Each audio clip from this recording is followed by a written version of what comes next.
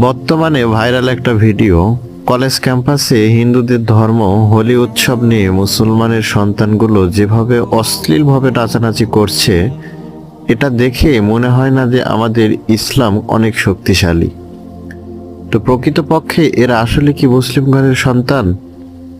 আপনাদের কাছে আমার একটাই প্রশ্ন, যে সকল বাবা মা সন্তানদেরকে সঠিক শিক্ষায় শিক্ষিত করতে পারছেন না, অন্তত একটু শাসনের মধ্যে রাখুন, একটু রমজান মাসকে সম্মান দেওয়ার চেষ্টা করুন এবং আপনাদের সন্তানদেরকে এটাই বোঝান যে পবিত্র একটা মাস, নিজে রোজা পালন না করি, সিয়াম পালন না করি, অন্তত এই মাসটিকে সম্মান দিয়ে হলেও অশ্লীল নাচ গান এবং প্রকাশ্যে খাবার গ্রহণ এগুলো থেকে বিরত রাখি।